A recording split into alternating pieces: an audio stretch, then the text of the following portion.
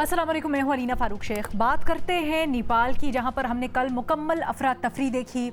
हुआ कुछ यूँ कि गुज़श्ता रोज़ 2 रोज़ के एहतजाज, बल्कि दूसरे रोज़ का कल एहतजाज था नेपाल में, और जब शिद्दत इख्तियार कर गया तो इसके नतीजे में नेपाली वज़ीर आज़म को, वज़रा को मुस्ताफ़ी होना पड़ा। और जो मनाज़िर देखे गए उसमें पार्लियामेंट की बिल्डिंग को प्रोटेस्टर्स ने जला दिया, आग लगा दी, कई वज़ीरों के घर के ऊपर धावा बोल दिया, सुप्रीम कोर्ट की इमारत को नुकसान पहुंचाया, लूट मार की। बहुत ही प्रॉब्लमैटिक मनाज़िर थे। ये जो एहतजाज हैं इसके अंदर मेजरली नौजवान, स्कूल, कॉलेज, यूनिवर्सिटीज़ के तलबा, और इसको कहा जा रहा है जेन जी प्रोटेस्ट नाम दिया गया है क्योंकि इसमें नौजवानों की बड़ी तादाद है। अब हुआ कुछ यूँ कि मुतअद्दिद सोशल मीडिया प्लेटफॉर्म्स के ऊपर पाबंदी लगाई गई थी, बैन लगाया गया था हुकूमत नेपाल की तरफ से, जिसने ट्रिगर किया इन एहतजाज को, और फिर वो पुरतशद्दुद हो गए। और फिर मुबैना तौर पर हुकूमत के ऊपर करप्शन के इल्ज़ामात भी थे, जिसको कहा जा रहा है कि नौजवान समझते हैं कि जो हुकूमत है, ये सेटअप है, उससे वो नाखुश है, उसके ऊपर अदम एतमाद है उनको। अब इस वक्त सूरत हाल कुछ यूँ है कि आर्मी ने कंट्रोल संभाल लिया हुआ है नेपाल में, और ख़बरें कुछ ऐसी भी आ रही हैं कि जो जेनजी प्रोटेस्टर्स हैं वो ये समझते हैं या वो ये मौक़िफ़ लेते हैं कि उनकी तहरीक को हाईजैक कर लिया गया है मौका परस्तों की जानिब से। अब बड़ी तशवीशनाक सी सूरत हाल है, जहां हम ये देख रहे हैं कि तशद्दुद को किसी तरह से भी जायज़ नहीं कहा जा सकता, जस्टिफाई नहीं किया जा सकता, चाहे वो कहीं भी हो। लेकिन ये बड़ा तशवीशनाक कि हम देख रहे हैं एक के बाद एक मुल्क, ख़ासकर इस खित्ते के अंदर, वहाँ पर अपराइजिंग हो रही है, ख़ासकर नौजवान उठते हैं, एहतजाज करते हैं, हुकूमतों पर अदम एतमाद करते हैं, और उसका नतीजा फिर ये होता है कि हुकूमतें गिर जाती हैं। इसके नतीजे में क़यादत का फुक़दान है, कहीं पर स्टेबिलिटी नहीं होती। ये भी एक बहुत बड़ा सवालिया निशान। इस सारे के ऊपर हमारे तज्ज़ियाकार क्या राय रखते हैं, इसके मुहर्रिकात क्या हैं और वजूहात क्या हैं, सब कुछ जानते हैं प्रोग्राम में, जिसके लिए हमें ज्वाइन कर रहे हैं रीमा उमर साहिबा, शहजाद इकबाल साहब, सलीम साफ़ी साहब, उमर चीमा साहब भी हमारे साथ मौजूद हैं। शहजाद, आपसे शुरू करना चाहती हूँ। सबसे पहले तो यहीं से शुरू करते हैं कि ये जो हम देख रहे हैं खित्ते में एक के बाद एक मुल्क, वहाँ पर नौजवानों की अपराइजिंग ख़ास तौर पर हो रही है, इसके पीछे फैक्टर्स क्या हैं? क्या ये तशवीशनाक है या क्या ये मोमेंट ऑफ अपॉर्चुनिटी है लर्न करने के लिए? ऑल्सो जब ये कहा जाता है कि मौका परस्तों ने हाईजैक कर लिया इस तहरीक को, तो ये उनसर भी इसमें कितना अहम है फिर? बहुत शुक्रिया अलीना, बहुत सारे सवाल आपने किए, कोशिश करते हैं इसका बारी बारी जवाब देने की। देखें, एक तो इन तमाम ममालिक में जहाँ श्रीलंका, बांग्लादेश या नेपाल में आपने ये अपराइजिंग देखी है, इसकी 2-3 वजूहत है। एक तो ये कि यहाँ पे कोई प्रॉपर एक पॉलिटिकल सिस्टम या गवर्नेंस सिस्टम हमने कंसिस्टेंटली देखा नहीं है। दूसरा, जो किसी भी थर्ड वर्ल्ड कंट्री में मसाइल है वो भी इनमें देखने में आए, जिसमें गुर्बत भी है, जिसमें पुअर गवर्नेंस है, करप्शन के इशूज़ हैं, नेपोटिज्म है, अशराफिया और रूलिंग एलीट का एक डिस्कनेक्ट है अवाम के साथ, वो भी यहाँ पे बड़े वाजे थे। हमने ये भी देखा है कि इन ममालिक में लंबे अरसे तक या तो कोई ऑटोक्रेटिक लीडर्स रहे हैं, यानी कि आमराना तर्ज की सियासत रही है, लीडर्स रहे हैं, या फिर लंबे अरसे तक बादशाहत रही है, जिसके बाद डेमोक्रेसी जो है वो कभी अपने पैरों पे खड़ी नहीं हो सकी। आपने जेनजी की बात की, पहले मैं जरा उसको एड्रेस कर लूँ, फिर इस मामले पर भी आता हूँ।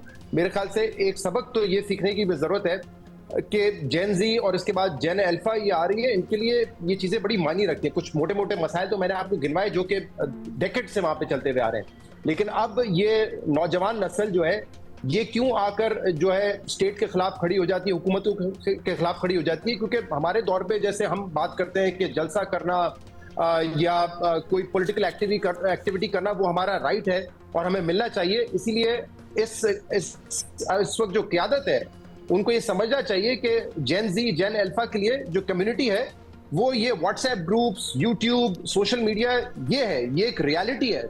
अगर आप इसको फेस नहीं कर सकते तो मेरे ख्याल से आप बड़ा नुकसान करेंगे, क्योंकि ये नहीं हो सकता कि आप इंटरनेट बंद कर दें, ये सोशल मीडिया साइट्स बंद कर दें, मतलब इसके बगैर गुजारा नहीं है। और जिनके घरों में है यंग जनरेशन, यंग बच्चे, वो शायद इस चीज़ का एहसास रखते हैं कि इन बच्चों के लिए सही या गलत, बट ये लिटरली सांस लेने जैसा है। जब आप इंटरनेट बंद कर दें, ये सोशल मीडिया प्लेटफॉर्म्स बंद कर दें, इनका सांस रुक जाता है।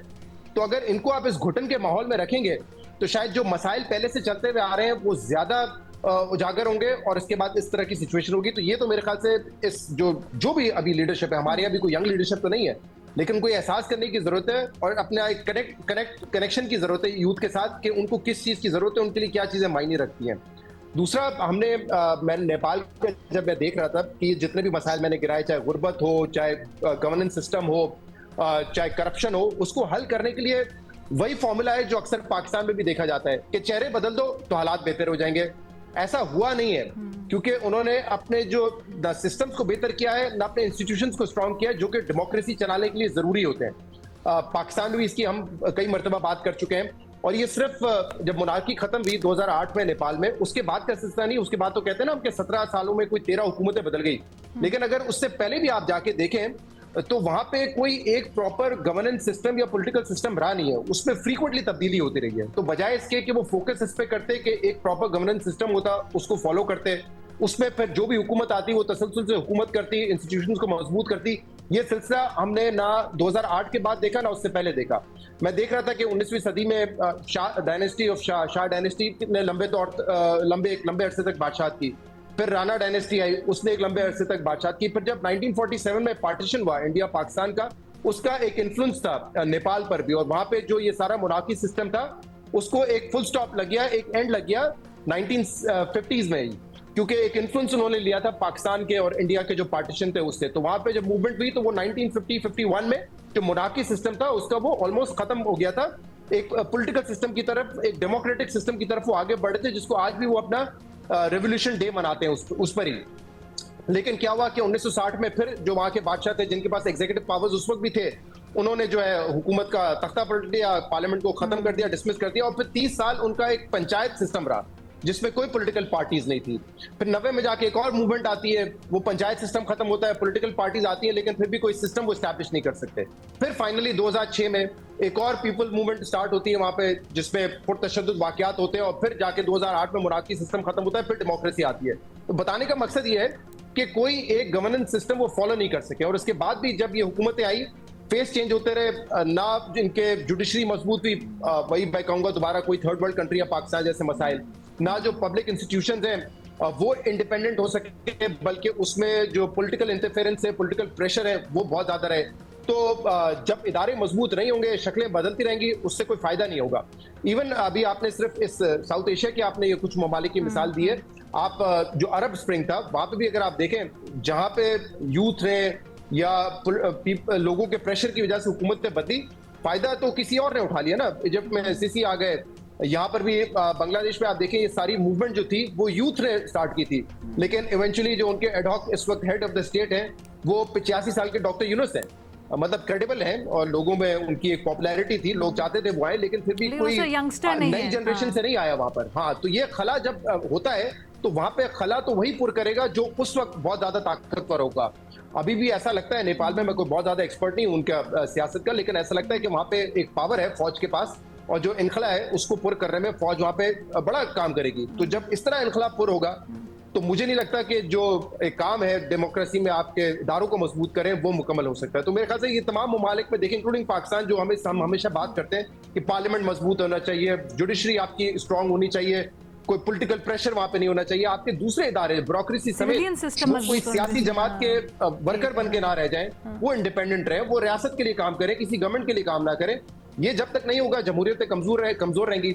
पाकिस्तान में ऑब्वियसली हमारे पास जो स्टेट में हमारी फौज बहुत ज्यादा ताकतवर है कंपेयर टू दीज कंट्रीज, तो शायद यहाँ पे आप वो इनकलाब वाली सिचुएशन नहीं देखते। या पाकिस्तान में आप कह सकते हैं कि डाइवर्सिटी बहुत ज्यादा है, पॉलिटिकल पार्टीज बहुत ज्यादा है, इसलिए किसी एक इशू पे हम यूनाइट नहीं हो सकते। तो शायद यहाँ पे मैं वो वाले हालात को नहीं देख रहा अनकरीब के कोई यहाँ पे रेवोल्यूशन हो या खूनी पुरतशद्दुद वाकयात हो, क्योंकि हमारे थोड़े से हालात मुख्तलिफ है। बट डेमोक्रेसी ना इन ममालिक में मजबूत हुई है ना पाकिस्तान में मजबूत हुई है। बट यही इस सारी सिचुएशन से जन्म लेता है ना सवाल, सलीम साफ़ी साहब के पास लेके जाते हैं। साफ़ी साहब, अब दो राय इसके ऊपर पाई जा रही है। एक के इस तरह की रेवोल्यूशन की बड़ी ज़रूरत है दुनिया में, बदलते हुए माहौल के साथ, बदलती हुई पॉलिटिकल डायनामिक के साथ। दूसरी ये है, और उस दलील में वजह नज़र आता है कि ये तो जमहूरी निज़ाम को मज़ीद कमज़ोर कर देती है। आप कौन सी दलील में समझते हैं? देखिए, हर मुल्क के अपने अपने हालात होते हैं, और किसी तरह मसलन अगर अभी नेपाल की मिसाल आप ले लें तो वहाँ पे अगर फ़ौज कंट्रोल संभालती है तो उससे ये मतलब नहीं लिया जा सकता कि जमहूरियत को मजबूत किया गया, बल्कि उससे जमहूरियत मज़ीद कमज़ोर हो जाती है। लेकिन बाज़ ममालिक पे ऐसे हो जाता है कि वहाँ पे जमहूरियत उसके लिए रास्ता हमवार हो जाता है, जिस तरह के बांग्लादेश में हुआ। तो हर मुल्क के हालात पे मुनहसर है कि वहाँ के इदारे कैसे हैं, वहाँ का समाजी साख्त कैसा है, वहाँ पे कम्युनिटीज़ कैसी हैं।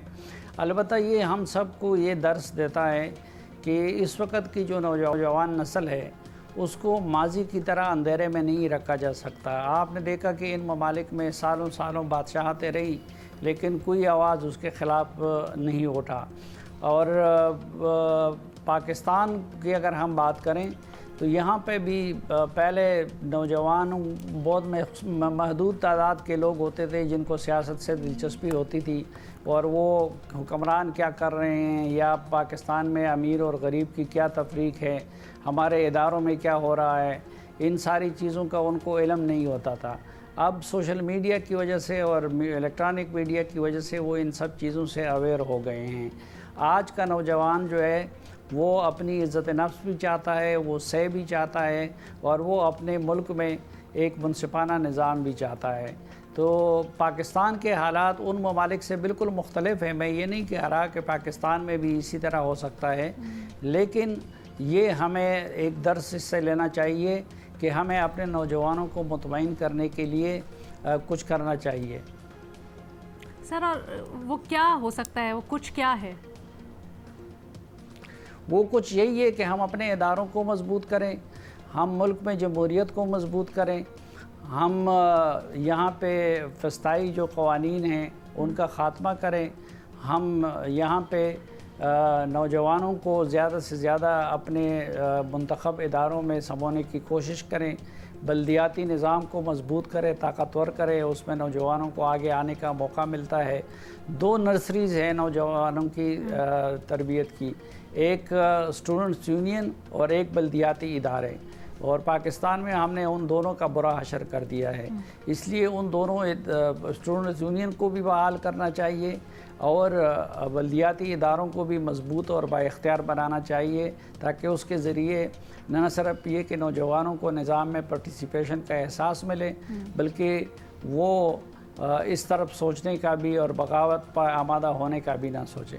ओके रीमा, आपकी इसके ऊपर क्या राय है? एक के बाद हम एक देख रहे हैं, ख़ासकर ये जो साउथ एशियन ममालिक हैं, श्रीलंका, इंडोनेशिया, बांग्लादेश, अब नेपाल, ऐसा क्यों है कि नौजवान बहुत डिससेटिस्फाइड हैं? क्या ये एक उम्मीद की किरण ढूंढ रहे हैं? कुछ मसाया सिंड्रोम, कोई साइकोलॉजिकल एस्पेक्ट है, उससे ज़्यादा देखना चाहिए, या ये गवर्नेंस का मसला है जिससे जो है ना अब एड्रेस करना पड़ेगा इसको? जी शुक्रिया लीना।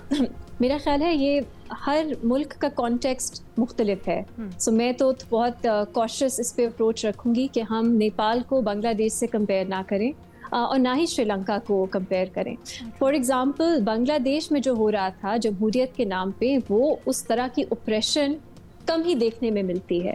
और इस वक्त जो बांग्लादेश में इन्होंने पाथ अडॉप्ट किया है, मुझे नहीं मालूम कि वो स्टेबिलिटी की तरफ लेके जाएगा या नहीं, इलेक्शंस होंगे या नहीं, लेकिन वो बिल्कुल एक मुख्तलिफ पाथ है जो श्रीलंका ने अपनाया। सिमिलरली अगर मैं नेपाली होती, मुझे होता है क्या बात हो रही है, हम समझ नहीं रहे कि नेपाल में किस तरह का कॉम्प्लेक्स कॉन्टेक्स्ट है। फॉर एग्जाम्पल नेपाल की सुप्रीम कोर्ट, क्योंकि उनके साथ कुछ हद तक मैं काम किया है, नेपाल की सुप्रीम कोर्ट बहुत स्ट्रॉन्ग है। नेपाल की सुप्रीम कोर्ट ने ऐसे ऐसे फैसले दिए हैं जो मेरा ख्याल है पाकिस्तान की सुप्रीम कोर्ट को सीखना चाहिए, और वो हुकूमत के काफ़ी खिलाफ जाते हैं। ख़ास तौर पे अगर आप बात करें अकाउंटेबिलिटी की, जब उनकी सिविल वॉर थी उसमें जो क्राइम्स अगेंस्ट ह्यूमैनिटी किए गए, नेपाल की सुप्रीम कोर्ट और उनके कुछ जजेस ख़ास तौर पे वो हुकूमत के ख़िलाफ़ खड़े हो गए कि आपको अब भी अकाउंटेबिलिटी करनी है। जो भी हुकूमत कमीशंस बनाती थी उसके ख़िलाफ़ सुप्रीम कोर्ट के फैसले मौजूद हैं, तो एक टेंशन रहती थी और इसलिए एग्जीक्यूटिव सुप्रीम कोर्ट से काफ़ी खफा भी रहती थी नेपाल में। तो ये कहना कि वहाँ की सुप्रीम कोर्ट या जुडिशरी मजबूत नहीं है, ऑफ कोर्स बाकी मसाइल होंगे, लेकिन सुप्रीम कोर्ट की हद तक मैं कहूँगी कि काफ़ी स्ट्रॉन्ग सुप्रीम कोर्ट है वहाँ की। दूसरा, अगर आप देखें कि उनका पाथ क्या है, आपने कहा क्या मुझे कंसर्न क्या है कि अभी मैं पढ़ रही थी जो जेन जी है वो लीडरलेस है, उस पर उनकी कोई ख़ास शक्ल नहीं है, मुख्तलिफ ग्रुप्स हैं, नेगोशिएटिंग टेबल पे कौन आएगा, क्योंकि उनकी फ़ौज अब कह रही है आप अपनी डिमांड्स हमारे सामने रखें, नेगोशिएट करते हैं। मैं उनकी कुछ डिमांड्स पढ़ रही थी, मुझे नहीं मालूम वो हतमी है या नहीं, जो मुझ तक मेरी एक कोलीग ने पहुंचाई जो नेपाल में रहती हैं। उसमें इस तरह की बातें हैं कि आप कोलिशन गवर्नमेंट्स नहीं बननी चाहिए, 2/3 मेजॉरिटी की ही गवर्नमेंट बननी चाहिए जो 4 साल के लिए स्टेबल हो। अब अगर कोई भी, नेपाल का कॉन्स्टिट्यूशन ये अलाउ नहीं करता, वहाँ लिखा है कि केयर टेकर गवर्नमेंट होनी चाहिए जो जेन जी चूज करेगी कि उसे कौन हेड करेगा, उसका कौन मेंबर होगा।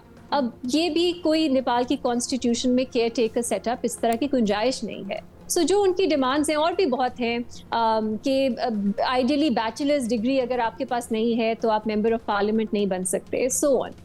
ऐसी डिमांड्स हैं जो इस वक्त नेपाल का कॉन्स्टिट्यूशनल फ्रेमवर्क अलाउ नहीं करता।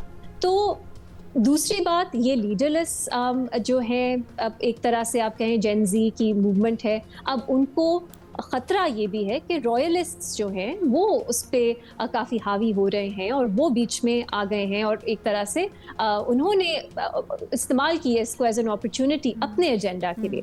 तो इस वक्त सिचुएशन बहुत फ्लूइड है वहाँ पे। उम्मीद यही की जा सकती है कि कोई बेहतरी आए, लेकिन जो मेरी बात हुई है वहाँ पे अपने कोलीग से, वो सब काफ़ी कंसर्न हैं, क्योंकि इनिशियली जब प्रोटेस्ट हुए, ऑफ कोर्स नेपाल में बहुत ज़्यादा मसाइल थे, लोगों को ख़ास तौर पे नेपोटिज्म वो देख रहे थे और करप्शन, इससे बहुत ज़्यादा प्रॉब्लम्स थी। सोशल मीडिया का जो बैन था वो तो एक उसने इंस्टिगेट एकदम किया प्रोटेस्ट को। उसके बाद आई थिंक 19 यूथ उनको मारा गया गवर्नमेंट की तरफ से प्रोटेस्ट में, जो शुरुआत पीसफुल प्रोटेस्ट से ही हुई, लेकिन हुकूमत की तरफ से, अथॉरिटीज़ की तरफ से तशद्दुद इस्तेमाल किया गया। सो ये सब आपको जायज़ लगता है, लेकिन उसके बाद जो हुआ, जो इस वक्त, मैं ये अपनी बात करूँगी, पर्सनली मुझे एनआरकी से बहुत डर लगता है, और मैं पाकिस्तान के लिए भी यही कहूँगी, मुझे एनआरकी से बहुत डर लगता है। इसलिए जो इस तरह की रेवोल्यूशनरी जिसको नाम आप दे देते हैं, वहाँ पे भी जेन जी कह रही है हमने तो रेवोल्यूशन हम ले आए, अब हम हकदार हैं कि हम फैसला करें कि केयर टेकर गवर्नमेंट में कौन होगा। मुझे इससे खौफ आता है।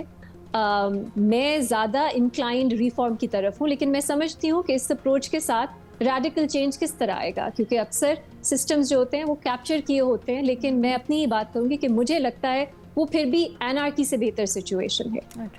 उम्मीद की जा सकती है नेपाल में वो ना हो और कुछ रेजोल्यूशन की तरफ वो बढ़ें जिसमें कम्प्लीटली सुप्रा कॉन्स्टिट्यूशनल कुछ ना हो रहा हो और एक जमहूरी तरीका ही अपनाया गया हो जाए, और ये ना हो कि जो इनिशिएट की गई थी मूवमेंट वो कैप्चर हो जाए उनकी तरफ से, जो मजीद नेपाल को माजी में घसीट के ले जाएंगे। एक आखिरी बात मैं करना चाहूँगी कि मैं जब इस तरह का कुछ भी दुनिया में कहीं भी होता है, हम देखते हैं पाकिस्तान में बहुत एक्साइटमेंट, जो भी पार्टी ऑपोजिशन में होती है वो कहती है पाकिस्तान में भी हो सकता है सब, तो वो मुझे थोड़ा फनी लगता है और एक रोमांस एसोसिएट हम कर लेते हैं समझे बगैर कि क्या हो रहा है उस मुल्क में किस तरह देखा जा रहा है, क्या वो उनको पीछे की तरफ तो नहीं ले जाएगा, क्या वो खून खराबे की तरफ तो नहीं ले जाएगा। तो ये रोमांस जो है इसको भी मेरा ख्याल है थोड़ा सा कॉशन के साथ अप्रोच करना चाहिए, और पाकिस्तान के जो अपने ज़मीनी हकायक है उन्हें हमें नहीं भूलना चाहिए कि यहाँ पे अगर इस तरह का कोई प्रोटेस्ट होता है तो उसके क्या कॉन्सिक्वेंसेस होंगे। ओके उमर शीबा साहब, आपकी इसके ऊपर क्या राय है? क्या समझते हैं इसके लिए मेजर टेक अवे क्या है, और क्या इस तरह की जो तहरीक हैं वो क्यों जन्म ले रही हैं, उसके पीछे मुहरकात क्या हैं? क्या ये ओवरऑल एक यूथ की फ्रस्ट्रेशन है जो हमें नज़र आ रही है? मेरा जो एक अपना एक पर्सपेक्टिव है, मैं चीज़ों को ज़्यादा एक ग्लोबली देखता हूँ, और मुझे लगता है, रीमा तो कह रही थी ना कि हर एक का एक अपना कंटेक्स्ट है हर कंट्री का, मुझे बहुत सारी कॉमनैलिटीज़ नज़र आती हैं पूरी दुनिया में जो कुछ होता है उसमें। एक चीज़ जिस चीज़ का मुझे एक अफसोस है और जो कि मुझे जिसका खदशा है, मुझे डेमोक्रेसी का कोई फ्यूचर नज़र नहीं आ रहा। जिसको हम डेमोक्रेसी कह रहे हैं ना, बेसिकली हम पॉपुलिज्म की तरफ दिन ब दिन बढ़ते जा रहे हैं हमारे, और मैं जब हमारे की भी बात कर रहा हूँ, आप इसको पूरी दुनिया में लें, पाकिस्तान उससे कोई डिफरेंट नहीं है। हमारे जो गवर्नेंस के मामलात हैं, जो इश्यूज हैं, वो बहुत ही कॉम्प्लेक्स होते जा रहे हैं। अब लोगों का मुतालबा क्या है या सियासतदानों ने लोगों को आदत क्या डाल दी है, और लोगों का जो अटेंशन स्पैन है वो इतना कम हो गया है, वो एक लाइन में कहते हैं कि बताएं कि बंदा करप्ट है या नहीं, फलां मसले का ये हल है या नहीं, 500 बंदे उल्टे लटका दे मसला हल हो जाएगा। इस तरह के मसाइल से मसाइल बढ़ते हैं, यानी कि इस तरह के सोल्यूशन से, लेकिन लोग इस तरह की बातें सुनना पसंद करते हैं। तीसरा, ये जो जेन ज़ी की हम जो बात करते रहते हैं ना, हम इनको अक्सर जो है इनके हम इनको बहुत ज्यादा एक इनकी हाइप भी क्रिएट करते हैं, हम इनको ओवर एस्टिमेट भी करते हैं, ग्लोरीफाई। ये जो इन्होंने, हम इनको एक डिजिटल नेटिव्स भी कहते हैं ना, कि ये ऐसे दौर में पैदा हुए हैं कि जब इन्होंने मोबाइल देखे हैं। अब ये है कि इसका इन्हें फायदा भी हुआ है, नुकसान भी हुआ है। नुकसान इनको ये हुआ है कि ना इन्होंने कभी किताब पढ़ी है, कभी इनको डीप थिंकिंग को इनकरेज नहीं किया गया, वही जो रीलें देख देख के ना तो उनके अंदर शोर पैदा हुआ है। अब वो गुस्सा जो है ना, गुस्सा हर तरफ सोशल मीडिया पे सबसे ज्यादा गुस्सा सेल होता है। अब मुझे जो लग रहा है ना वो ये है कि एक तो ये है कि ये गुस्से का सबब कौन बन रहा है। गुस्से का सबब जो है हमारी एलीट क्लास बन रही है। अगर आप नेपाल के वाकयात को देखें तो ज्यादा लोगों को गुस्सा क्यों आ रहा है? गुस्सा क्या आ रहा है कि जिस चीज पे लोग ज्यादा प्रवोक हुए हैं वो उनके लाइफस्टाइल का कंपैरिजन कर रहे हैं। आम लोग जो हैं, आम लोग अपने जो हुक्मरान हैं या जिनका ये दावा है कि हम जो है अवाम के नुमाइंदे हैं, उनके साथ वो मुआवजा कर रहे हैं कि देखिए हम किस गुर्बत में रहते हैं, और इनके जरा शहाना ठाट बाट देखें, इनके कपड़े देखें, इनके जो फंक्शंस होते हैं, इनका जो लाइफस्टाइल है वो होता है। ये पूरी दुनिया के लिए, एलीट के लिए भी एक चैलेंज है। प्रॉब्लम ये आया कि बहुत सारे लोगों ने सिस्टम के साथ कंप्रोमाइज करके उन्होंने कहा कि इसके साथ लड़ा तो जा नहीं सकता, तो लिहाजा हम अपने लेवल पे वो बेनिफिट ले लें। अब जो लोग सिस्टम से बाहर रह गए उनके अंदर जो है ना वो दिन ब दिन फ्रस्ट्रेशन बढ़ती जा रही है, और उस फ्रस्ट्रेशन को एम्पलीफाई कर रहा है सोशल मीडिया। अब अगर हम सोशल मीडिया पे आए ना तो हमारी ये बड़ी सिंपल सी गुफ्तगू होती है जी कि लोगों को रोका नहीं जा सकता, उनकी आज़ादी इजहार पर भी पाबंदी नहीं होनी चाहिए, और ये बात दुरुस्त है। लेकिन एट द सेम टाइम आप देखिए ना, इधर जियो है तो जियो पे इधर कोई भी बंदा बात करता है तो हम पे किसी के हवाले से कोई बंदा डेफेमेशन का सूट फाइल करता है, तो इसमें सिर्फ अगर मेरे पे किसी ने इल्जाम लगाना है ना तो साथ वो हमारे जो एक मालिक है उनको भी साथ उसने नहीं किया होता है।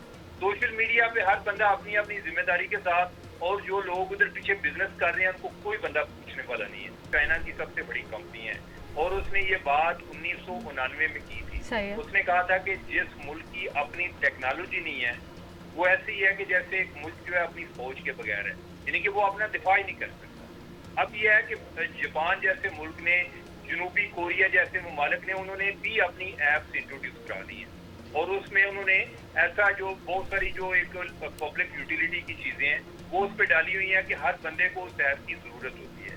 हमारे यहाँ ना ये चीज है, और बहुत सारे जो गरीब मालिक हैं उनमें ये चीज नहीं है। आगे जो दौर आ रहा है AI का भी आ रहा है, ये जो तफरीक है अमीर गरीब की ये बढ़ती ही जाएगी, और हमारे पार्ट पे जो है वो फ्रस्ट्रेशन आएगी। और ओवरऑल जो है जो रीमा बात कर रही थी, मुझे तो अनार्की ही नजर आ रही है। रेवोल्यूशन का जो है, यानी कि रेवोल्यूशन बड़ा एक फैसिनेटिंग वर्ड है, लेकिन रेवोल्यूशन के बाद जो है ना तबाही होती है। मेरी नजर में ये ऐसे ही है कि जैसे एक कब्जा ग्रुप को दूसरा कब्जा ग्रुप आके रिप्लेस करता है, और इधर जो नेपाल में हुआ है इसका यही है कि वो एक दफा मैं रेवोल्यूशन पे पढ़ रहा था, उसमें एक फिक्रा मुझे बड़ा खूबसूरत लगा। उन्होंने कहा कि रेवोल्यूशन में दो तरह के लोग होते हैं, एक इनकलाब लाने वाले और दूसरा उसका फायदा उठाने वाले। अभी यही सूरत जो है ये नेपाल में भी हो। सर जहाँ तक आप ये बात कर रहे हैं उसमें बस एक सवाल मेरा, एक जरूर चीज बताइएगा। एक मिनट शहजाद, उमर साहब की बड़ी आपने पूछा प्लीज। हाँ शहजाद, चले आप सवाल कर ले, फिर वो सवाल का जवाब हम ब्रेक के बाद आके लेंगे। जरा शहजाद जल्दी सवाल छोड़ दें बस। मैं सवाल ये करना चाहता हूँ, उमर साहब की ऑब्जर्वेशन बड़ी इंटरेस्टिंग है सोशल मीडिया के हवाले से, लेकिन मैं ये पूछना चाह रहा था कि जो फ्रेंच रेवोल्यूशन हो, रशियन रेवोल्यूशन हो, वो भी एलीट्स के खिलाफ, अशराफिया के खिलाफ ही थी। रेवोल्यूशन तो हमेशा गरीबों की तरफ से अशराफिया के खिलाफ ही आई है। उस वक्त तो कोई सोशल मीडिया नहीं था और इसीलिए सालों लग जाते हैं। तो सोशल मीडिया पे एक्सेस हो गया है लोगों का, बट इनकलाब दुनिया में जितने भी आए गरीब अमीर के खिलाफ ही लाता है, यही देखा है हमने। तो या पिसावा तबका अपनी महरूमियों के अगेंस्ट लेके आता है। इसी सवाल को हम एड्रेस करेंगे, एक छोटी सी ब्रेक लेनी है जी। उमर साहब hold on to that, after break discuss. Welcome back. Nepal की सूरत हाल को हम डिस्कस कर रहे हैं, इसका इम्पैक्ट क्या है। डिस्कशन बल्कि ब्रेक पे जाने से पहले जो सवाल छोड़ के गए थे उमर के दिलचस्प नुक्ते के ऊपर, उसी से ज़रा आगे बढ़ते हैं। उमर चीमा साहब, इसका जवाब ज़रूर दीजिएगा। आपने ब्रेक पे जाने से पहले कहा कि नौजवान के पास या आज के नौजवान के पास ना मुताला है ना पेशेंस है, तो इस तरह की जो तहरीक है रेवोल्यूशन की वो काउंटर प्रोडक्टिव हो सकती हैं, ख़ासकर जमहूरियत के लिए। फिर शहजाद ने कहा कि जो रेवोल्यूशनरी तहरीक होती है वो तो हमेशा यही होती है ना, ऑप्रेस्ड, जिन्होंने ऑप्रेस किया होता है यानी जिन्होंने दबाया होता है उनके खिलाफ होती हैं। तो फिर ये क्या ये कहना जायज़ होगा आपका? नहीं, देखिए, मैं सिर्फ नौजवान को ब्लेम नहीं कर रहा। मैं तो कह रहा था कि एक तरफ ये नौजवान का इशू चल रहा है कि उसकी भी कुछ ज्यादा कोई डीप स्टडीज नहीं है, और दूसरी तरफ उसके गुस्से को प्रोवोक करने में या एम्पलीफाई करने में जो रोल एक एलीट क्लास पे कर रही है, जो ओवरऑल जो इनइक्वालिटीज है सोसाइटी में, और जिस अंदाज में हमारी एलीट, पूरी दुनिया की एलीट जो है, जो जितने एक शेमलेस बिहेवियर है उनका, जो उन्हें इस चीज का एहसास ही नहीं है कि कितने लोग जो हैं वो दिन ब दिन खते गुर्बत से नीचे जा रहे हैं। तो ये दोनों चीजों का आपस में इंटरेक्शन है जिसकी वजह से उनका गुस्सा और बढ़ता है। नेपाल की भी मैं यही मिसाल दे रहा था कि उधर जो लोग ज्यादा प्रोवोक हुए हैं, उधर वीडियोस चलती रही हैं, बाकी सोशल मीडिया पर पाबंदी लग गई थी, टिकटॉक चल रहा था, और टिकटॉक पे उन्होंने वीडियोस बना के सर्कुलेट कर रहे थे कि अपने एक आम आदमी के लाइफस्टाइल का और जो उधर की एलीट क्लास है उसके लाइफस्टाइल का। ठीक है, तो एक तो ये बात थी। दूसरा, जो शहजाद बात कर रहे थे फ्रेंच रेवोल्यूशन की, रशियन रेवोल्यूशन की, एक तो ये है कि जो फ्रांस में रेवोल्यूशन आया उसके बाद दहाइयां लगी उधर डेमोक्रेसी स्टेब्लिश होते हुए। रेवोल्यूशन को मैं वैसे इसलिए पसंद नहीं करता कि ये जो है इनके जो एक नया कब्जा ग्रुप आता है ना, उसको सेटल होते टाइम लगता है। इधर भी मोनार्की खत्म हुई ना 2008 में, अभी तक 14 वज़ीर आज़म चेंज हो चुके हैं। दूसरा ये है कि वो जो आप जिनकी बात कर रहे हैं उनका आपस में भी गैप काफी आ रहा होता है। हमारे यहाँ तो आजकल जो है हर साल के बाद किसी ना किसी कंट्री में रेवोल्यूशन आ रहा होता है। पाकिस्तान में भी कोशिश हुई, बांग्लादेश में आ गया, अब वो बांग्लादेश वाले जो है वो भी पछता रहे हैं। वो जो ख्वाब उन्होंने देखे थे वो चीजें तो उनको नजर नहीं आ रही। Very interesting. क्या शहजाद साहब, उसका एंड क्या होता है ये इम्पोर्टेंट है। शहजाद साहब, मैं आती हूँ रीमा आपके ऊपर। Shahzad wants to respond to. जी, इस पे तो मेरे ख्याल से उमर के साथ कोई इख्तलाफ नहीं है। मैं ये बात नहीं कर रहा था कि रेवोल्यूशन अगर आती है तो वो अच्छा है या बुरा है, उसका आउटकम। वो तो मैं अपने पहले जवाब में कह चुका हूँ कि अभी भी जो हमने देखा है, या इवन मैंने अरब स्प्रिंग की मिसाल दी, कोई वहां पे स्टेबिलिटी नहीं आई, तो उस पर कोई इख्तलाफ नहीं है। वो जो बात कहते हैं ना कि सोशल मीडिया पे प्रोवोकेशन होती है, एम्पलीफाई हो जाती है चीजें, मैं कह रहा हूँ कि तारीख अगर उठा के देखें, मैसेंजर तो कोई भी हो सकता है, टूल डिफरेंट हो गए ना। माजी में भी जो रेवोल्यूशन आती थी ऐसा तो नहीं होता था कि वहां पे ऑब्वियसली ये तो नहीं था कि आपने कोई रील देखी और आप मोटिवेटेड हो गए और आप सड़कों पे निकल आए। लोग होते थे, मैसेज पहुंचाते थे, महीनों सालों लगते थे और फिर रेवोल्यूशन जो है वो बर्पा होती थी। तो वो मैं कह रहा था कि तरीकेकार डिफरेंट हुए, माजी में भी होता रहा है। तो शायद हर कुछ अरसे बाद हम यही देखते हैं, जो आपने कहा जो ऑप्रेस्ड होते हैं वही जो है फिर अपने हुक्मरान या अशराफिया के खिलाफ वो लेकर आते हैं। लेकिन मेरा एक से मेरा नुक्ता थोड़ा सा इस पर डिफरेंट ये है। मैंने क्योंकि अरब स्प्रिंग के ये रिसर्च पेपर पढ़ा भी था और पाकिस्तान के हवाले से मुवाजना किया था कि क्यों मुख्तलिफ है और क्यों पाकिस्तान में नहीं आ सकता। तो उसमें एक बड़ी इंटरेस्टिंग एक स्टडी थी, ऑब्जर्वेशन थी कि पाकिस्तान जैसे ममालिक जहां फिर भी आपको अपनी बात करने का मौका मिल जाता है, जहां पे आप टीवी पे बात करते हैं, जहां आप सोशल मीडिया पे बात करते हैं, जहां आप महफिलों में उठते बैठते हैं, रिश्तेदारों से बात करते हैं, आप व्हाट्सएप पे बात करते हैं, तो क्योंकि आप अपना गुस्सा, अपनी बात कहीं ना कहीं निकाल रहे होते हैं ना, तो वो स्टीम कहीं ना कहीं निकलती रहती है। और जब स्टीम निकलती रहती है तो फिर उन ममालिक में लावा नहीं फटता, यानी कि प्रेशर कुकर नहीं फटता और रेवोल्यूशन नहीं आते। जहां बहुत ज्यादा क्लोज सोसाइटीज होंगी, लिबिया, इजिप्ट, बांग्लादेश की अभी जैसे रीमा ने बात की, वहां पे इस बात के चांसेस ज्यादा होते हैं कि जहां आप वेंट आउट नहीं कर सकते, ना टीवी पे, ना सोशल मीडिया पे, ना इवन क्लोज सर्कल्स में, क्योंकि आपको खौफ होता है कि शायद अथॉरिटीज आपको वहां पे भी उठा के ले जाए, आपके खिलाफ कोई क्रैकडाउन हो जाए, वहां पे लावा फटता है। तो मेरे ख्याल से ये दो एक जो इनकी ऑब्जर्वेशन है उमर साहब की, वो भी है, लेकिन दूसरी साइड ये भी है। हम आज बात करते हैं बहुत सारी चीजों पे, शायद इतना खुल के नहीं कर सकते, लेकिन जितना भी करते हैं we vent it out. So when you vent it out तो आपके अंदर वो गुस्सा जमा होकर फटता नहीं है, फिर वो निकलता रहता है आहिस्ता आहिस्ता। रीमा भी कुछ ऐड करना चाह रही हैं? हाँ, मैं कहना चाह रही थी कि वही बात हो जाती है ऐसे शोज में। रेवोल्यूशंस, अगर आप माजी की रेवोल्यूशंस उठा के देखें, आई डोंट थिंक सिर्फ आप ओप्रेस्ड वर्सेस ओप्रेसर के लेंस से उसे देख सकते हैं। ब्रिटानिया में ग्रेट रिबेलियन अगर आप देखें तो वो पार्लियामेंटेरियंस और मोनार्की के बीच में था। फ्रांस में अगर आप देखें उसका एक आइडियोलॉजिकल पहलू था, एनलाइटनमेंट का। तो वो उस तरह का हम अब नहीं देख बट फाइनेंशियल क्राइसिस भी वहां पे obviously one of the main reasons है। बहुत सी चीजें, but it's not really oppressed versus, मेरा ख्याल है वो थोड़ी नैरो लेंस हो जाएगा कि आप फ्रेंच रेवोल्यूशन को इस पर्सपेक्टिव से देखें। उसमें आइडियोलॉजी का काफी रोल था, एनलाइटनमेंट उस वक्त वहाँ पे फ्रेंच फिलोसोफर्स जो थे उनको बहुत इस्तेमाल किया जाता था रेवोल्यूशनरी इकदाम के लिए। इस वक्त अगर आप नेपाल में देखेंगे आपको वो शायद ना नजर आए, वो आइडियोलॉजिकल पहलू मिसिंग है।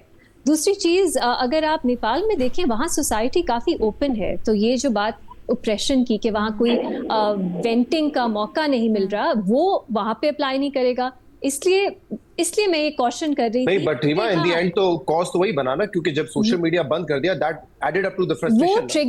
वो ट्रिगर था, लेकिन उससे पहले ये बहुत सी चीजें हैं जो पहले से हो रही थी, वो सिमर कर रही थी। वो प्रोटेस्ट, उसके बाद जो वायलेंस हुआ, उसके बाद एक इरप्शन हुआ। लेकिन आप ओवरऑल ये नहीं कह सकते अरब सोसाइटीज में जैसे अक्सर होता है कि नेपाल में वेंटिंग का मौका नहीं मिल रहा था इसलिए ये बना, बल्कि सिर्फ वेंटिंग वाली बात नहीं है। जो उनकी जेन जी है, उनको कहते हैं उनका बहुत सा लाइवलीहुड भी डिजिटल मीडियम से जुड़ा हुआ था, तो उन्होंने इसको एक अपनी लाइवलीहुड पे भी देखा कि एक तरह से हुकूमत उस पर क्लैम्प डाउन कर रही है। सो आई एम जस्ट सेइंग ये सब मुख्तलिफ हैं। इनको अगर हम एक ही लेंस से देखेंगे हम बहुत कुछ मिस आउट कर जाएंगे। लेकिन पाकिस्तान में मुझे ये फनी लगता है कि हम सोशल मीडिया और खासतौर पे पीटीआई क्योंकि ऑपोजिशन में है, लोग ये देख रहे हैं कि हमारा ये दिन कब आएगा, हमारे लोग। तो उसको मैं थोड़ा सा क्वेश्चन करना चाहती हूँ कि एक तो आपको एकदम कहीं पे भी इस तरह की रेवोल्यूशन, पता नहीं हम इसको भी कह भी सकते हैं नेपाल में या नहीं, कहीं भी अनरेस्ट देख के अपने इस सुनहरे बाग नहीं बनाने चाहिए, क्योंकि पाकिस्तान में इस तरह का अगर कोई अपराइजिंग होती है उसकी बहुत ज़्यादा कॉस्ट हो सकती हैं, और बहुत सी वजूहात हैं कि पाकिस्तान में ये नहीं भी हो सकता। और तीसरी बात ये कि शायद नेपाल में भी जो इसके एंड रिजल्ट्स हो वो उस तरह के ना हो जैसे वो चाहते हैं। बांग्लादेश की मैं एक बात कहूँ कि अभी से उसको कह देना कि वहाँ पे लोग बहुत अपसेट हैं कि जो हुआ वो होना ही नहीं चाहिए था, इस पे कन्फ्लिक्टिंग राय हैं। अभी भी जो जिस तरह की वहाँ पे ऑपरेशन थी, ये भी बात की जाती है कि शायद चीजें उसी तरह नहीं चल सकती थी। और अब एक चीज नेपाल में नेक्स्ट ईयर इलेक्शंस अगर होते हैं मुश्तरक है, वो ये है कि इस तरह की जो मूवमेंट्स हैं उनके नतीजे में एक तो वो लीडरलेस होती हैं, फिर उनके नतीजे में जो पीछे केओस की ट्रेल होती है उसको संभालते हुए काफी अरसा लगा इस चीज के ऊपर। लेकिन जो उमर बात कर रहे थे ना, I think will come back to that, और उमर का उस पर पर्सपेक्टिव जानना चाहूंगी कि वो इसको समझते हैं कि ये एक पॉपुलिज्म की वेव है। उमर, आप ये क्यों समझते हैं? Why do you see it as populism and not socialism? Alina, जो मैं बात कर रहा था ना, ये सोशल मीडिया का जो एक नेगेटिव इम्पैक्ट हुआ है, लोगों का एक पढ़ाई से दूर हो गए हैं। और अगेन मैं पाकिस्तान की बात नहीं कर रहा, आज मैं अमेरिका की एक स्टडी पढ़ रहा था, अमेरिका में आई है कि जो उधर जो स्टूडेंट्स हैं वो अब उनका पढ़ाई की तरफ तवज्जो नहीं है। इकोनॉमिस्ट पे इसके बारे में एक स्टडी आई है। अब इस वजह से एक ये चीज हुई, और दूसरा ये हुआ कि हम जब ये लोगों के बहुत सारे मसाइल हैं, जिस तरह मैंने इनइक्वालिटी की बात की, सर माजरत जरा टाइम कम है तो मैं आपको यहाँ पे काटूंगी। वो पढ़ाई का जो आपने कहा उसके पीछे एक थॉट प्रोसेस है पूरा। अब जो नई जनरेशन है वो समझती है कि हमें उस तरह फॉर्मली एजुकेशन लेने की जरूरत नहीं है, यानी कोई डिग्री लेने की जरूरत नहीं है। अगर हम शॉर्ट कोर्सेज करें या उतने ही वक्त के अंदर अपनी स्किल डेवलपमेंट कर ले तो हम ज़्यादा बेहतर तरीके से कॉन्ट्रीब्यूट कर सकते हैं। हैयत बदल गई है। दूसरा, ये जो आप बात कर रहे थे अभी, तो क्या इसका हल ये नहीं है कि महरूमियाँ जहाँ जहाँ पर हैं उनको एड्रेस किया जाए अशराफिया की तरफ से, या हुकूमत आप उसको कहें, या सिविलियन अथॉरिटीज की तरफ से? मैं ये बात कर रहा था कि एक तो इशू हमारे बड़े कॉम्प्लेक्स हो गए, हमारी डिबेट जो है वो सोल्यूशन ओरिएंटेड नहीं है। वो मैं सोल्यूशन ही तलाश करना चाह रही हूँ ना सर। नहीं, मैं तो ओवरऑल जो हमारा जिस इशू को हम डिस्कस कर रहे हैं उसमें भी यही बात है ना, उधर भी सोल्यूशन पर बात नहीं होती कि किसका कसूर किसका है। दूसरा यह है कि जो सोशल मीडिया का मॉडल है ये गुस्से और नफरत पर चलता है, और गुस्से और नफरत वाली चीजों को एम्पलीफाई भी करता है।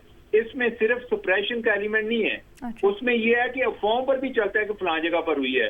तो इस वजह से जो एंगर है उसको और ज्यादा प्रोवोक करता है। ये जो इनकलाब है आने वाले दिनों में आप देखते रहेंगे। अगेन मैं फिर वही पॉइंट मैं सलीम साफ़ी साहब के पास लेके आऊंगी। सलीम साफ़ी साहब, मेन जो मसला यहाँ पर आ रहा है वो है महरूमियाँ जो हमें कॉमन नज़र आ रही हैं मुख्तलिफ जगहों पर। फिर उन महरूमियों का फ़ायदा भी उठाया जाता है। ज़ाहिरी बात है हर कोई तो सीधा साधा नहीं होता, शरारती लोग भी दरमियान में होते हैं, अपने अपने एजेंडाज होते हैं सबके। तो एक्चुअली प्रॉब्लम का सलूशन क्या है, या वो क्या चीज़ है, सलूशन नहीं भी, कि जिसको देखने की ज़रूरत है सारी की सारी चीज़ में? वो तो अब मैंने आपको पहले सवाल में बताया था कि सलूशन उसका बेहतर यही है कि माशरत जो माशी तफरीक है उसको कम से कम किया जाए और गरीब तबक़ात को और महरूम तबक़ात को भी उसमें मुल्क की खुशहालियों में शरीक किया जाए।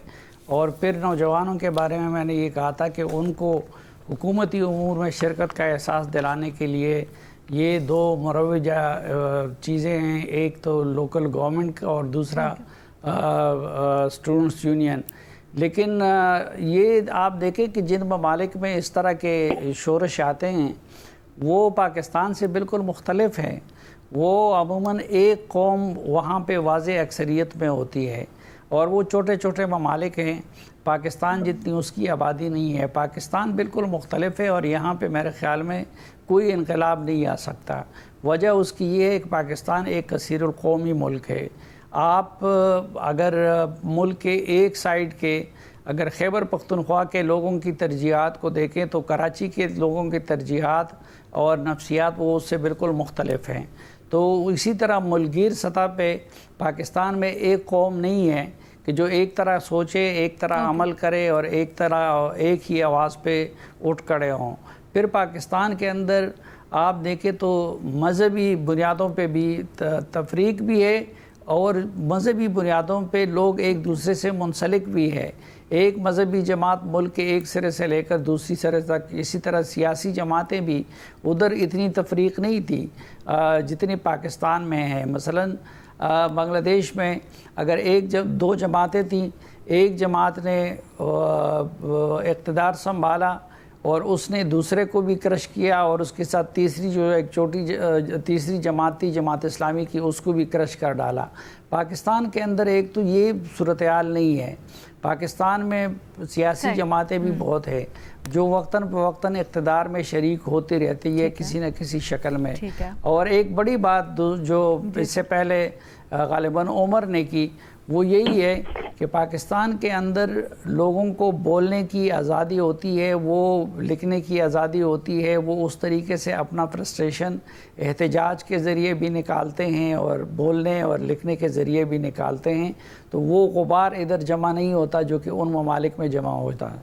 मेरा ख्याल है बोलने की आज़ादी के साथ महदूद लगाना बड़ा ज़रूरी है यहाँ पर। रीमा, आप फिर हमने कंक्लूड करना है। हाँ जी अलीना, डेविल्स एडवोकेट प्ले करना चाहूँगी। मैंने भी कहा कि मुझे एनार्की से खौफ है, रेवोल्यूशन लगता है एनार्की को जन्म देती है, उससे खौफ है। लेकिन मेरा ख्याल है ये कहना कि पाकिस्तान में सब चीज़ें जो हैं वो चल रही हैं, इससे भी मुझे खौफ आता है। क्योंकि हम क्या बात करते हैं कि पाकिस्तान में तो ऐसा ही है, हाइब्रिड ही चलेगा, इस्टेब्लिशमेंट का रोल रहेगा, जो हमारी एथनिक माइनॉरिटीज़ हैं उनके साथ ऐसा ही जबर होगा। इन सब चीज़ों को हमने इतना नॉर्मलाइज किया है कि मुझ जैसे शख्स का भी दिल करता है कि ये सब जो डिफरेंसेस हैं उन्हें हटा के हमारे अवाम भी निकले सड़कों पर और वो भी अपने राइट्स के लिए, जमहूरियत के लिए आवाज़ उठाएं। क्योंकि जब आपका कैप्चर हो जाते हैं, पाकिस्तान में कौन सा इंस्टीट्यूशन है जो फ्री है, जो कैप्चर्ड नहीं है? हम कैसे एक्सपेक्ट कर सकते हैं उन्हीं बेनिफिशरीज से कि वो हंसी खुशी अपने इख्तियार, अपना पैसा, अपनी ताकत डिवॉल्व कर देंगे या उससे हाथ धो बैठेंगे? ये तो नहीं होता ना। कभी कभी आपको एक पुश की जरूरत होती है। और यहाँ पे जिस तरह सेम पेज या एक जिस्म दो जान वाला माहौल चल रहा है, ये किस तरह खत्म होगा? मतलब ये भी सोचने की बात है कि you let things go the way they are. तो मुझे नहीं समझ आ रही। अब हमारा क्लाइमेट क्राइसिस हमारे ऊपर है, हम देख रहे हैं किस तरह सब इंटरेस्ट मिलके हमें पार्लियामेंट में भी नजर आते हैं, बाकी पोजीशंस ऑफ अथॉरिटी में भी नजर आते हैं। तो कौन होगा जो पाकिस्तान में तब्दीली की तरफ हमें लेके जाएगा? तो मुझ जैसा शख्स भी जो बहुत रिफॉर्म ओरिएंटेड है, जो रेवोल्यूशन से डरता है, पाकिस्तान में मुझे खौफ है कि कुछ तब्दीली नहीं आएगी, बल्कि वो इंटरेस्ट मजीद से मजीद पावरफुल होते चले जाएंगे अगर ऐसा ही रहा तो। आई थिंक इस डिबेट को इस तरह से कंक्लूड करते हैं कि चाहे आप ये समझें कि जो तहरीक हैं इनके नतीजे में कोई बेहतरी आती है या नहीं, हमारे गो के ज़्यादातर एनालिस्ट या अक्सरियत उनकी तो ये समझती है कि इससे जो नताइज हैं अभी तक ये बताते हैं कि ज़्यादा कोई खातिर खा नहीं, इंस्टेबिलिटी ही नज़र आती है। लेकिन फिर भी मेजर टेक अवे ये है कि ज़माना बदल रहा है, लोगों की एक्सपेक्टेशंस बदल रही हैं, नौजवानों की जो ज़रूरियात हैं, लाइफस्टाइल्स हैं, वो बदल रहे हैं। इसके लिए जो सिविलियन हमारी कुव्वतें हैं उनको बड़ा सोचने की ज़रूरत है कि किस तरह से वो अपने आप को इनोवेट कर सकते हैं, रिफॉर्म कर सकते हैं, और जो बेसिकली महरूमियाँ हैं उनको रिजॉल्व करने की कोशिश कर सकते हैं, ताकि उनको रिजॉल्व करके उनके हल की तरफ लेके जाया जाए और एनार्की की तरफ शायद उस तरह से हम जाने से बच ही सकें। विद दैट एक छोटी सी ब्रेक के बाद वापस आते हैं आपके सवालों के साथ। वेलकम बैक जी। आप लोगों ने जो यूट्यूब के कमेंट सेक्शन में हमें सवाल लिखे भेजे हैं उनको तज्जियाकारों के सामने रखते हैं। रीमा उमर से करते हैं पहला सवाल। बड़ा इस वक्त बर्निंग इशू है सोशल मीडिया के ऊपर, इस पर बहस चल रही है। रीमा, लाहौर में एक शख्स गाड़ी के अंदर ऊंची आवाज़ में गाना बजा रहा था, तो उसके ऊपर पंजाब पुलिस ने एक्शन लिया। साउंड सिस्टम रेगुलेशन एक्ट की खिलाफ वर्जी पर मुकदमा दर्ज हुआ। बहस ये हो रही है कि क्या ये एक्शन लेना चाहिए था पुलिस को, क्या ये वाकई में खिलाफ वर्जी थी, या आपको लगता है कि ज़रूरत से ज़्यादा सख्ती है और वार्निंग देके छोड़ा जा सकता था? अच्छा लीना, जब मैंने भी ये वाकया सुना, पहले तो मैंने बिलीव नहीं किया, क्योंकि अक्सर हम सुनते हैं गाड़ियों में म्यूजिक लगा होता है ऊंचा, जो बाकी गाड़ी वालों को भी और जो सड़क पे चल रहे होते हैं उन्हें भी सुनाई देता है। और पर्सनली मुझे तो अच्छा लगता है, अच्छा एक माहौल बनता है इन गानों से। मुझे ऐसा लगता है। लेकिन जब मैंने ये सुना तो उस शख्स ने भी कहा कि मेरी हॉबी है, मैं ऊंचे गाने चलाता हूँ, तो मैंने काफ़ी हमदर्दी मुझे उनसे हुई, क्योंकि मैं भी उनकी जगह पे हो सकती थी। लेकिन ये एक संजीदा बात भी है कि पंजाब में एक कानून है, मैं पढ़ के एग्जैक्टली उसके वर्ड्स बता देती हूँ। वो है Punjab sound systems regulation act. उसमें ये कहा गया है कि it shall be unlawful for any person to use a sound system which generates any loud, unnecessary or unusual noise which annoys, disturbs, endangers the comfort, health, peace and safety of persons. तो अब ये तो कह सकते हैं कि बहुत ऊंचा अगर किसी ने गाड़ी में म्यूजिक चलाया हो तो इर्द गिर्द जो लोग हैं उनका पीस डिस्टर्ब होता है या वो अनॉय होते हैं, हो सकते हैं। लेकिन मेरा ख्याल है इस तरह के जो कवानीन हैं उन्हें बहुत एक्सेप्शनल केसेस के लिए इस्तेमाल करना चाहिए। मुझे नहीं लगता जब असेंबली जो है ये कानून पास कर रही थी, उनके जहन में गाड़ी में अगर कोई ड्राइव कर रहा है, ऊंची आवाज़ में म्यूज़िक चलाया हुआ है, उसके खिलाफ इस्तेमाल करना उनके जहन में था। ये याद रखिए, ये क्रिमिनल ऑफेंस है, आपको 6 महीने तक की सज़ा हो सकती है। तो मेरी नज़र में, और यहाँ पे जो FIR है, जो कंप्लेनेंट है वो पुलिस वाले ही हैं जो कह रहे थे हमने एक, मेरा ख्याल है चौकी पे हमने किसी और चीज़ के लिए वहाँ मौजूद थे, हमने सुना म्यूज़िक ऊंचा था, इसलिए हमने ये FIR काट दी। तो मुझे लगता है ये एक्सेसिव है, ये डिसप्रोपोर्शनेट है। आप वार्निंग दे सकते थे, आप कह सकते थे कि ये म्यूजिक ऊंचा है, इससे थोड़ा कम आवाज में चला लें, क्योंकि मकसद जो इस एक्ट का है, मेरा नहीं ख्याल वो गाड़ी में म्यूजिक सुनने वाले लोगों को जेल में भेजना है। तो ये एक्सेसिव है, लेकिन ऑफ कोर्स कानूनी जवाब मौजूद है इसका। लेकिन मैं फिर से कहूँगी, जस्ट बिकॉज कानून मौजूद है इसका मतलब ये नहीं है पुलिस पे पाबंदी है कि जब भी उन्हें लगे कोई म्यूजिक ऊंचा है तो उन्होंने FIR ही काटनी है। उसको आपको अपना इस्तेमाल करना चाहिए, ड्यू डिलिजेंस, थोड़ा सा देखना चाहिए कि पब्लिक इंटरेस्ट में है या नहीं वो FIR। अच्छा, वैसे रीमा अक्सर ये भी होता है ना कि माहौल की जो आप बात कर रही थी ना, लड़के ऊंचे गाने लगा के छेड़ाछाड़ी करते हैं, तो वो उसके लिए फिर छेड़ाछाड़ी प्रॉब्लम है। छेड़ाछाड़ी एक पीनल ऑफेंस है हमारे पीनल कोड के अंदर, उसको इस्तेमाल किया जाए बल्कि, ताकि हमारी जो पब्लिक स्पेसेस हैं वो खासतौर पे खवातीन के लिए, लड़कियों के लिए महफूज हों। लेकिन अगर कोई शख्स बारिश एंजॉय कर रहा है, मैडम के गाने लगा के उसको सजा ना दे, मौसम एंजॉय करने दिया जाए, वार्निंग के साथ छोड़ दिया जाए। ठीक है जी उमर साहब, बहुत शुक्रिया। आगे बढ़ते हैं जी। उमर चीमा साहब, आपसे सवाल हो रहा है कि राना सनाउल्लाह ने पंजाब से सेनेट का इलेक्शन जीत लिया है, उनको क्या कोई कलमदान मिलने की भी खबरें हैं, और वो कौन सा कलमदान हो सकता है? कोई आपके पास अंदर की खबर आपके फॉलोअर समझ रहे हैं? चीमा साहब, है क्या? देखिए, राना साहब एक तो अंदर के आदमी हैं, वो एक PMLN के प्रेसिडेंट भी हैं पंजाब के, तो मेरे ख्याल शरीफ खानदान के बाहर जो शरीफ खानदान के लिए सबसे काबिल एतमाद आदमी है उनके लिए, जो वो तो राना साहब ही, तो उस लिहाज से उनको कोई अच्छी पोजीशन ही दी जाएगी। एक जो उनके लिए वैसे उनके एक टेम्परामेंट को ज़हन में रख के जो एक लोग अंदाजा लगाते हैं वो तो वज़ारत दाखिला है, लेकिन उधर मोहसिन नकवी साहब जो है वो मौजूद हैं, तो उस लिहाज से हो सकता है कि कोई और उनको दी जाए। लेकिन ये है कि वो जो भी जिस जगह पर भी जाएंगे उनके पास कोई अहम ओहदा उनको दिया जाए। यानी आप समझ रहे हैं कि कोई उनको ओहदा मिलने का या कोई वजारत मिलने का इस वक्त कभी इम्कान है? वो कभी तो इसी से अंदाजा लगाएंगे, जब वो सेनेटर अभी नहीं भी बनी तो तब भी उनको एडवाइजर बनाया हुआ था, तो वो इसलिए बनाया था कि उनको वजीर नहीं बना सकते थे। तो अब क्योंकि वो सेंटर बन गया, उसके लिए मेंबर ऑफ पार्लियामेंट होना जरूरी था, तो अब वो सेंटर बन गया। तो ये तो अंदाजा क्या है या कयास क्या चल रहा है कि कहाँ पर उनको रखा जा सकता है? कहीं ख्वाजा साहब वर्सेस राना साहब या ख्वाजा साहब आउट राना साहब इन तो नहीं हो जाएगा? नहीं, ख्वाजा साहब जो है उनके पास तो बेचारों के पास कोई वजारत नहीं है ना, उस वजारत की अपनी एक न्यूसेंस वैल्यू है। तो अदरवाइज तो ख्वाजा साहब पता नहीं वजारत दिफा के दफ्तर में भी जाते हैं या नहीं जाते। बाकी जो राना साहब जिन वजारतों पे विराजमान माजी में रह चुके हैं, वो दोनों अहम लोगों के पास हैं। एक जो आजम तारड़ साहब है उनके पास वजारत कानून है, और वजारत दाखिला जो है वो मोहसिन नकवी साहब के पास है। तो राना साहब का जिधर माइंड चलता है, जो उनके मिजाज के मुताबिक है, उधर ऑलरेडी मोतबर लोग हैं, लेकिन कोई मुमकिनात में हो सकता है कि मोहसिन नकवी को किसी और जगह भेज दिया जाए, राना साहब को इधर ले आए। राना साहब ये है कि मेरा ख्याल है कि वजारत दाखिला के लिए मोहसिन नकवी से ज्यादा इन्फ्लुएंशियल हो सकते हैं। एक जो चीज जिसमें प्रॉब्लम आएगा वो ये है कि उनकी कोई वर्किंग रिलेशनशिप जो है, वर्किंग रिलेशनशिप के पार्ट पे देखा जाए तो मोहसिन नकवी की अच्छी है सिक्योरिटी एजेंसीज के साथ। राना साहब का अगर ये मसला ना हुआ तो हो सकता है कि इधर उनको भेज दिया जाए। इंटरेस्टिंग, अब देखते हैं आने वाले दिनों में क्या होता है। थैंक यू चीमा साहब। ख्वाजा साहब की बात कर रहे थे वजारत दिफा में, ख्वाजा साहब बेचारे तो अपना दिफा करने में लगे हैं आजकल। सलीम साफ़ी साहब की तरफ बढ़ते हैं। सलीम साफ़ी साहब, हुकूमत ने इंतहा पसंदी, इंसदाद दहशत गर्दी, फ़िरका वारियत के ख़ात्मे के लिए मुत्तफ़िका बयानिया मुरतब करने के लिए एक कमेटी तश्कील दी है। अता तारड़ कमेटी के सरबराह होंगे और अक़लियती नुमाइंदगी के साथ मुख्तलिफ उलमा कमेटी का हिस्सा होंगे। आप इस कमेटी की इस्टेब्लिशमेंट को कैसे देखते हैं?